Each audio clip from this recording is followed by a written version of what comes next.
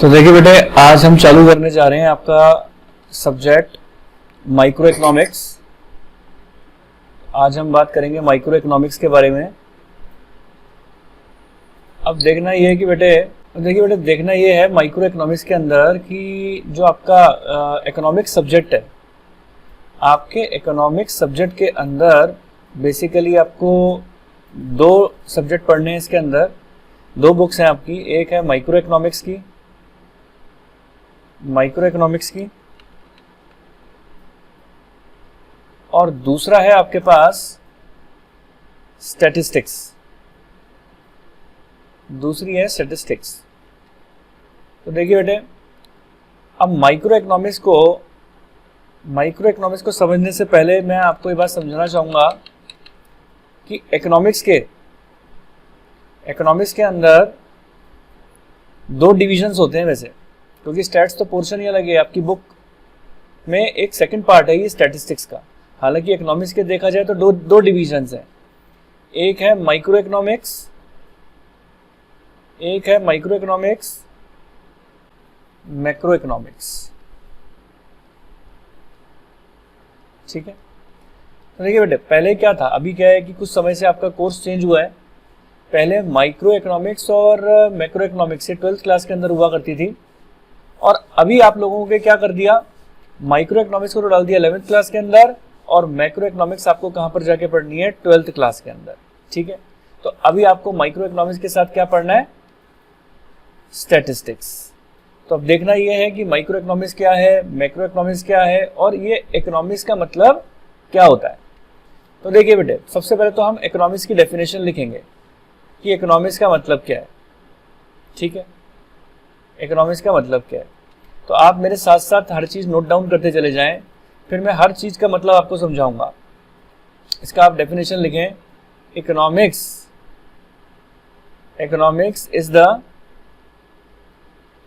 Study of economic problems. Economics is the study of economic problems. ठीक है। arising out of the facts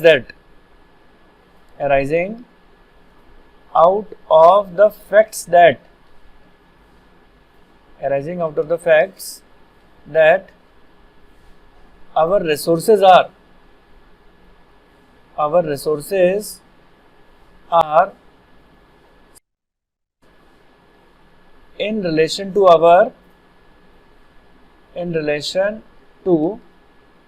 our needs and desire। ठीक है जी, ये है आपकी इकोनॉमिक्स की डेफिनेशन।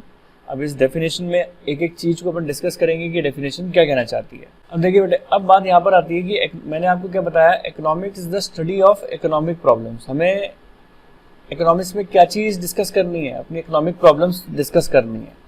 ठीक है।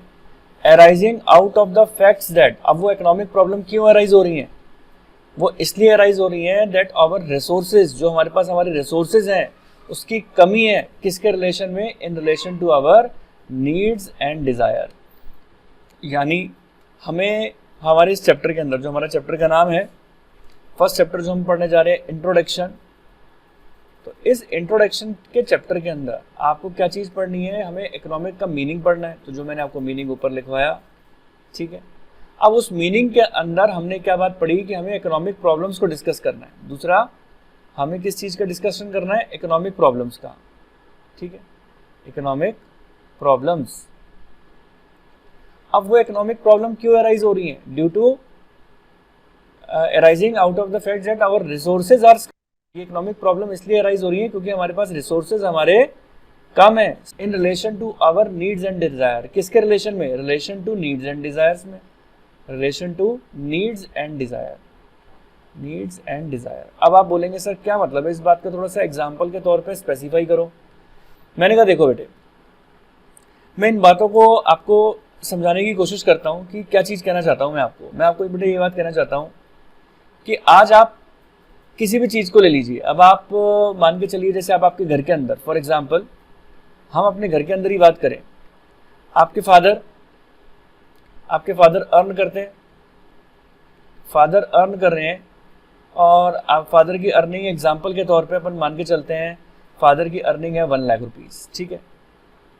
अब फादर उस 1 लाख रुपीज में, अब आपकी डिजायर बड़ी सारी हैं, पापा मुझे बाइक भी दिला दो, ठीक है, पापा को स्कूल की फीस भी जमा करानी है, ठीक है, पापा को जो है घर का राशन पानी भी लेकर आना है, ठीक है, तो होम एक्सपेंसेस हैं घर के जितने भी, वो भी पूरे करने हैं। अब जिसमें होम एक्सपेंसेस में बिजली का बिल भी आ गया, वो सारी चीज़ें ही आ गई, ठीक है। और पापा को आपको पार्टी बनाने के लिए भी पैसे चाहिए, ठीक है, आपका बर्थडे आ रहा है तो उसके लिए भी पैसे चाहिए। तो अब बड़ी सारी रिक्वायरमेंट है, लंबी चौड़ी लिस्ट हो जाती है घर के अंदर। क्या वो 1 लाख रुपीज के अंदर पूरी हो जाएगी? पापा जितना कमा रहे हैं क्या उसके अंदर वो सारे एक्सपेंसेस पूरे हो जाएंगे?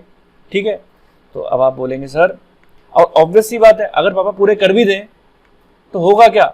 अब आप बाइक की रिक्वायरमेंट पूरी हो जाएगी तो नेक्स्ट टाइम आप किसकी रिक्वायरमेंट करना चालू कर दोगे? पापा आप तो मुझे कार दिलाओ, पापा मुझे मोबाइल फोन दिलाओ, ठीक है।